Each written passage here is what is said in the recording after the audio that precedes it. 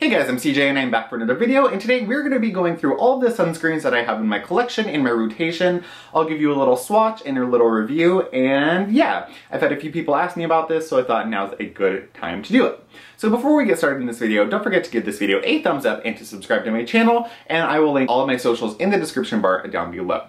Now, when we're talking sunscreens, obviously there are two types. There are physical sunscreens, which use a mineral base, zinc oxide, titanium dioxide, and then there are chemical sunscreens, which use chemical filters, avobenzone, oxysalate, oxycrylene. There's a bunch of different chemical filters, and depending on where you live, whether you're in the US or other countries, you may have different chemical filters available. A lot of the European ones or Asian ones tend to be a little bit better than the options we have in the US, but it just really depends on where you live. And another thing to remember when you're talking about sunscreens, whatever the SPF rating is, whether it's 30, 40, 50, it's generally based off of the rule of thumb that you're using at least a half teaspoon of the sunscreen. So generally speaking, to cover your face, you're gonna need a half teaspoon to get that SPF 50, 40, whatever it is. So that's one thing that a lot of people don't do, is people generally don't apply enough sunscreen.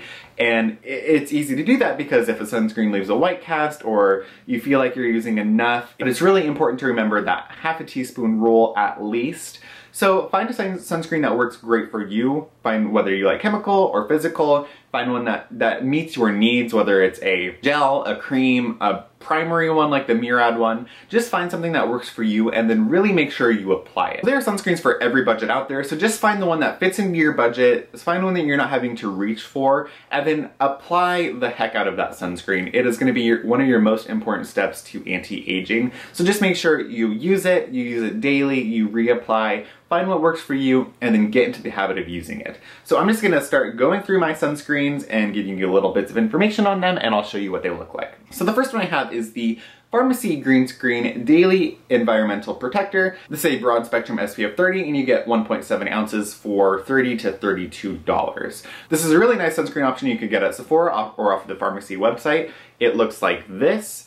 I find that this starts with a little bit of a white cast, so like you'll see a little bit of a white cast there, but as I work it into my skin, I find that that white cast pretty much goes away. So I'm wearing this sunscreen right now, so you wouldn't really see any cast on my face.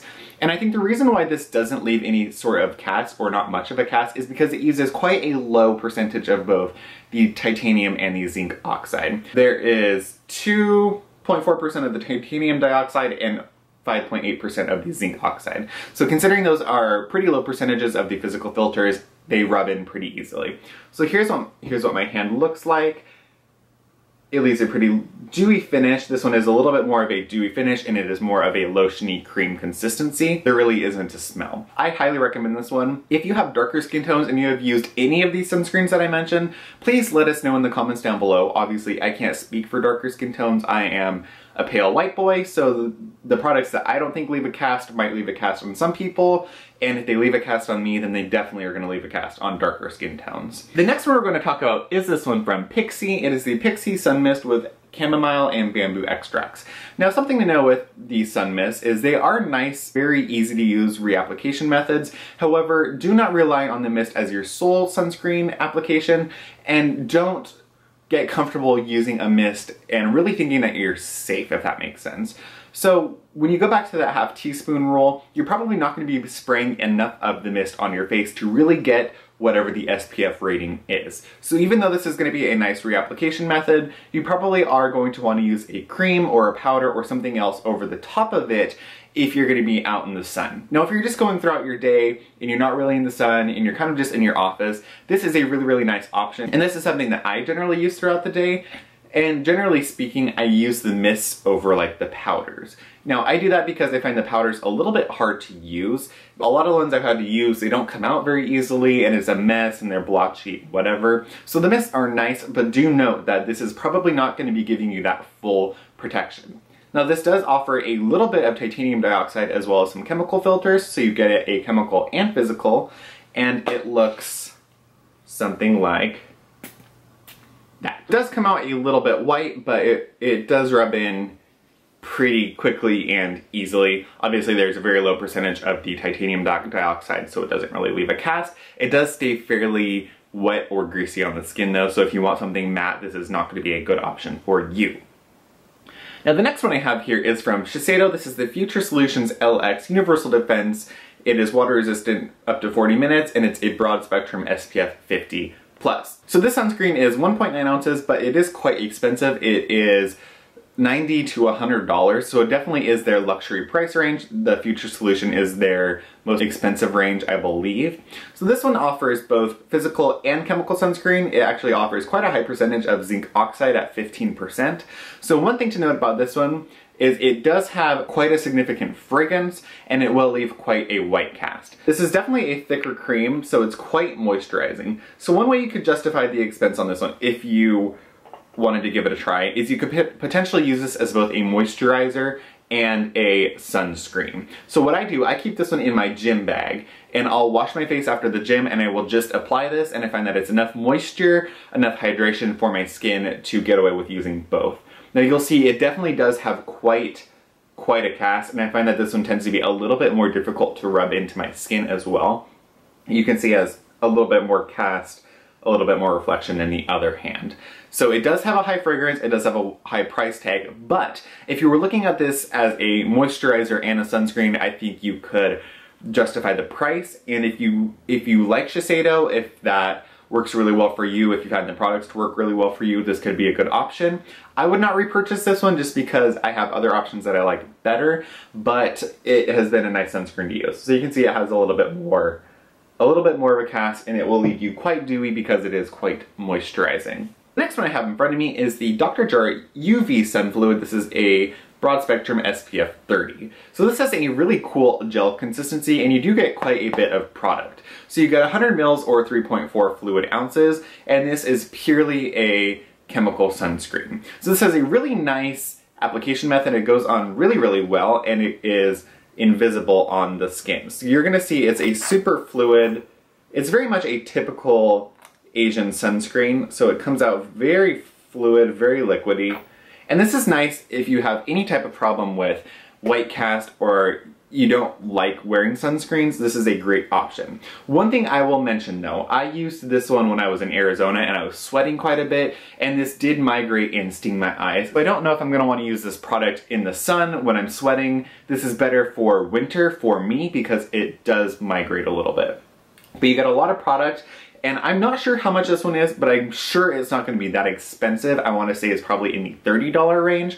So $30 for 3.4 ounces, you're getting a good amount of product. And for that price, you're more prone to use a lot of the product, or at least enough of the product. This is nice for reapplication because it does go on so easily. This leaves more of a satin finish, so it's not super glossy, but it is not matte. And I do like it. I had never had problems before until Arizona, so I might try it again, but it did sting the shit out of my eyes when it got in there. So that is something to keep in mind. Next one I have is this Yura UV Perfect Milk. It's an SPF 50+, PA quadruple plus. So this one was sent to me from Reagan. She's Indie on YouTube and Instagram. It has this little thing in it, and obviously it is an Asian sunscreen. I believe it's a Japanese sunscreen, so it's going to be very inexpensive. I want to say it's around $8, and I think, I obviously don't know because I don't have the box and it's all in foreign language. I think that this one is purely chemical sunscreen, but I'm not totally sure. The nice thing about this one, it is very fluid. It's even more fluid than the Dr. Jart, and it rubs in and completely disappears in the skin. So this is, out of all my options, this is probably the most thin, the most fluid, and the most invisible on the skin. This one dries down quite a bit. It has just a sunscreen smell, so I don't really think it has fragrance in it, and I think this would be a great option if you're on a budget, if you want something that is super easy to use, super easy to reapply. I like this one. It's not my favorite sunscreen, but it is great for just daily use and great for reapplications. So the next one I have is an absolute holy grail of mine, and that is the EltaMD UV Clear Broad Spectrum SPF 46. Now the EltaMD sunscreens are fantastic. I have 2 of them. This one is a chemical and physical sunscreen. It is totally invisible on the skin, and it also has lactic acid at a very low level just to help with some hydration, moisturization, as well as niacinamide to help with any breakouts or anything. Now, ingredients in the sunscreen are not super important to me as far as like niacinamide and lactic acid, because I have so many skincare products on, the likelihood that it is going to get into my skin is very slim. So while it's nice to have those ingredients, it's not going to be a deal maker or breaker for me. This one is an SPF 46 and it is absolutely invisible on the skin. EltaMD makes some of the best sunscreens on the market. Now this is about $30 to $36 depending on where you get it, but it is totally worth the price, and you get 1.7 ounces. So similar to the pharmacy, you get the same size and it's almost the same price. I would say that this one is probably one of my favorites, if not my favorite sunscreens to date. It's just great. Really, really great sunscreen. I can't say enough good things about it. I also have this EltaMD UV Sport Broad Spectrum SPF 50. So this one is more for an active lifestyle. This is going to be water resistant for up to 80 minutes. So you can use this one all over your body. This one I think I paid $24 or $28 and you get 3 ounces. Like I said, the EltaMD sunscreens are really good for anybody. They're meant for people post-procedure, with acne, with hyperpigmentation, with sensitive skin, rosacea. These are for the most sensitive skin types, so anybody can use them and get away with it.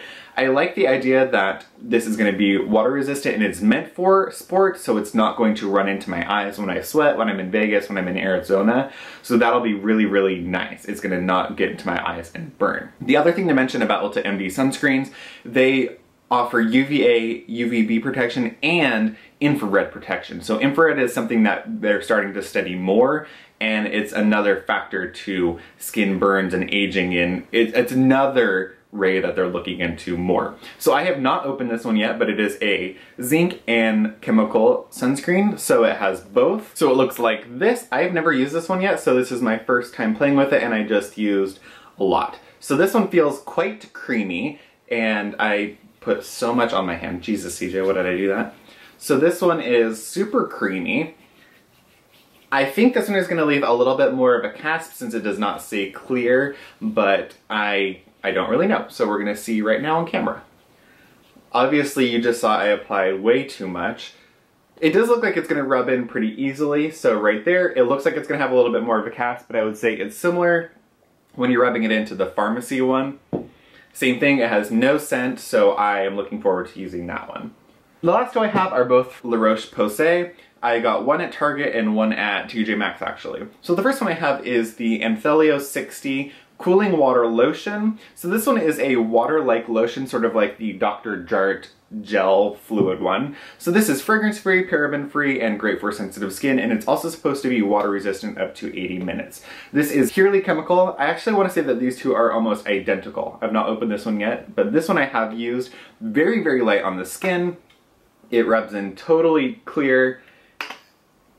It rubs in totally clear, and it's just a really light, nice sunscreen. So this is going to be a great one to use in the summer. You could put this over a gel and like a gel moisturizer, and your skin's going to be left very light, very breathable. I want to say I paid somewhere in the $30 range for it, but this is 5 fluid ounces, so I actually am going to use this on my face and body when I travel, so I don't have to bring both. It absorbs quite quickly, and it doesn't leave you overly dewy, but it's not going to leave you matte. It's just a very like natural satin finish. Now this one I got at TJ Maxx, I want to say for like I got it for $12.99 at TJ Maxx, so I was all for that. The ingredients list like almost identical on these two, so this one I paid $30 at Target and offers antioxidant protection as well. This one is the Anthelios Dermo Kids Gentle Sunscreen Lotion. So this has the same ingredients, basically just slightly different percentages, but almost the exact same ingredients. This one is fragrance-free, paraben-free, non-comedogenic, allergy tested, pediatrician tested, dermatology tested, and suitable for sensitive skin. So they look the same. Again, this is 6.7 ounces, so this was an even better deal. And this one looks like this. So it looks the same. This one feels a little bit thick. It's not quite the water lotion that the other one is, but it feels almost the same. It rubs in super easily. So these are going to be great for face and body. You could just throw one of these in your purse, in your bag, and take it with you. I think that they're great prices. 30 bucks or 40 bucks, whatever, for this one, 5 fluid ounces, face and body. You got all the protection in one, and this is a super great option. I couldn't believe I got this for $12.99. I'm gonna take this one with me to Vegas, and then I'll just have one sunscreen that I'm using. So that's it, you guys. Those are all my sunscreens that I'm currently using, testing, have, own, whatever. Let me know if you have any questions. Ask me any of the sunscreens that you're wondering about, or whatever ones you love, and I will see you guys in the next video. Bye, guys.